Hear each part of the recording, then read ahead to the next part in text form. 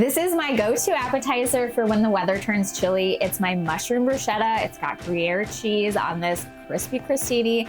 It's hearty, it's savory. It's gonna be an appetizer that everybody loves. Plus, it's pretty darn easy to make too. So let's get started. I rinse the mushrooms really quick, and then I like to just take a paper towel and wipe off any excess dirt. It does take a few more minutes, but I find that it's worth it.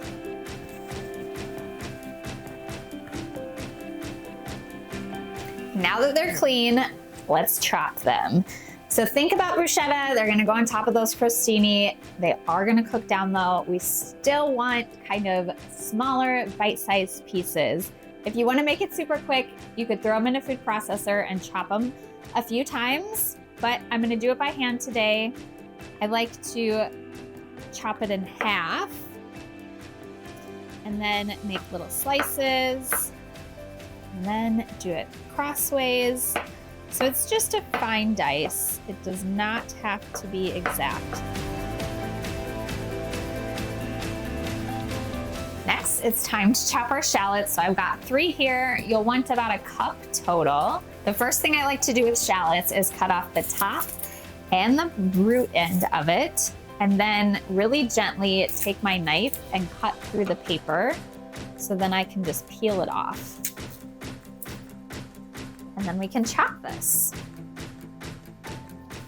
So I cut it in half to make a flat surface, and then I make planks. And then I can finally dice it, and my eyes are very much watering.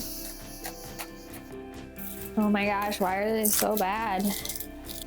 Some onion goggles.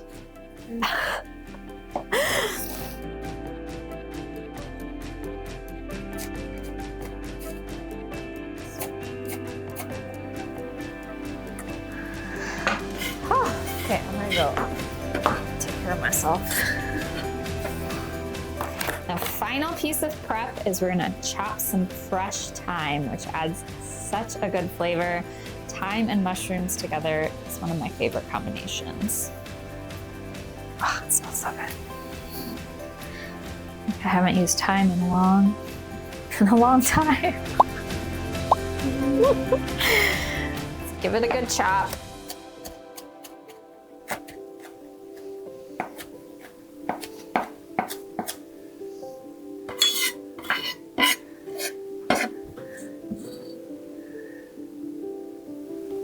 Time to shred our Gruyere cheese. I definitely recommend shredding it by hand because it melts so much better when you do. There's no anti-caking agents on it, so it just is so beautiful.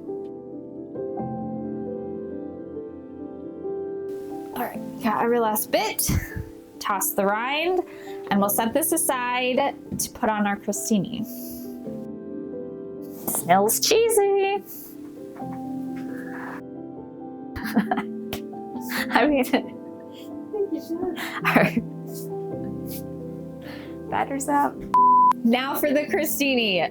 We have a massive baguette. Yours does not have to be this large. You'll want about 18 to 20 slices. And I like to do it on the bias, which is a fancy way to say diagonal because then we have more surface area.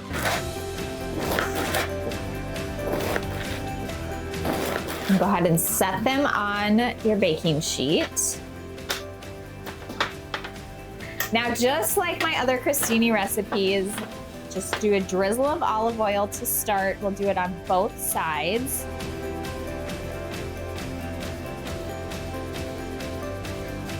When you flip it over, I like to swoosh it around a little bit. Drizzle again. Just a light drizzle. And then swoosh it around to get a little coated. If you want to be really like precise and professional, you could use a pastry brush and brush it on, but this uses skewer dishes. Now you can do a sprinkle of salt and pepper if you really like, but because the Gruyere cheese is salty and we're gonna have our mushroom topping, I'm just gonna let them toast up just like this. So we'll put them in the oven for a few minutes to get their initial golden brownness before we add the cheese. Now for the mushroom mixture. If you've made any of my mushroom recipes before, then you know most of the time I love cooking mushrooms in a dry skillet to start. So that's exactly what we're gonna do here. It makes sure that all the water evaporates out of the mushrooms so then they can soak up all the yummy flavor we're adding. So spread them in an even layer. The pan's over about medium-high heat. And as they begin to cook, you'll start to hear them sizzle and you'll see all that water come up.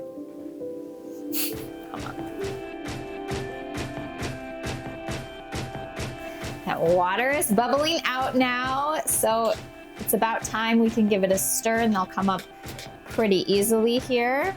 And then I'll also add a pinch of salt, which will encourage more of that water to come out.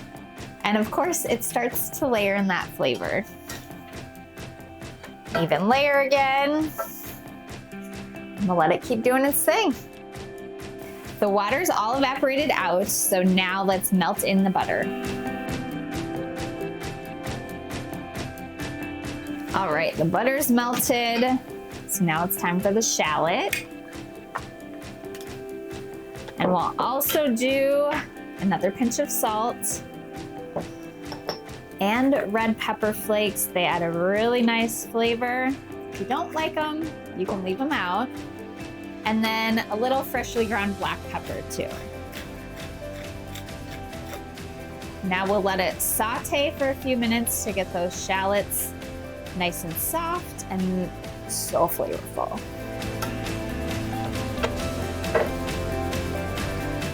Now we'll press in the garlic. You could chop the garlic as well, like when you're chopping everything else, but if you've been around here, you know I love my garlic press, so I'm gonna keep things easy and just squeeze it on in.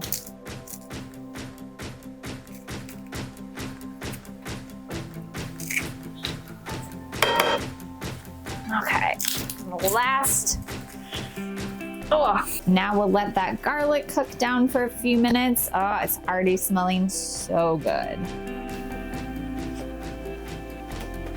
The final step is we're gonna add the fresh thyme. I like to add it just at the very end and let it cook for only a minute so it stays really vibrant. Since the mushrooms are really hearty and savory, this adds a nice brightness.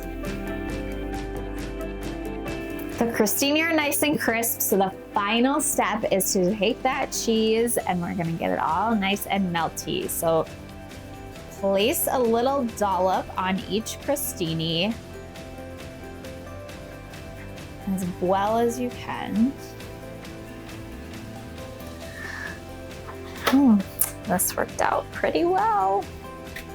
So now we're just gonna stick them under the broiler for a couple minutes, again, just to get that cheese super nice and melty.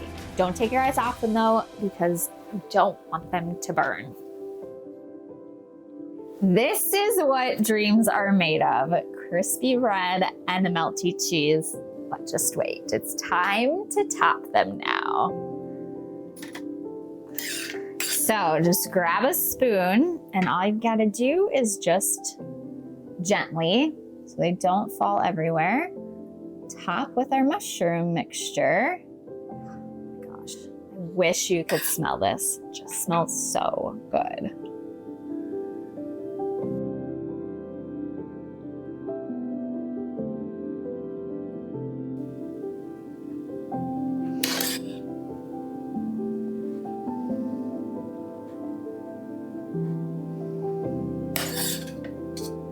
You could garnish with a little chopped parsley, more fresh thyme, but I like to add just a little microgreens because they feel extra special and they're gorgeous. Plus their freshness really balances out all the savoriness. All right, I gotta dig in.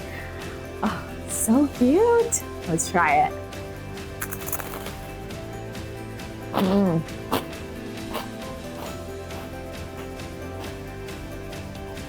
Okay, first off, the crunchy crostini and the melty cheese, perfection.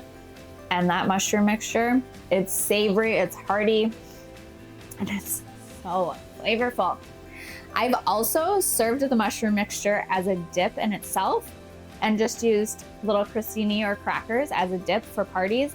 This is the perfect appetizer to take on Thanksgiving or Christmas because it is so savory and it has all those warm, wintry fall flavors in it, thanks to the fresh thyme, really.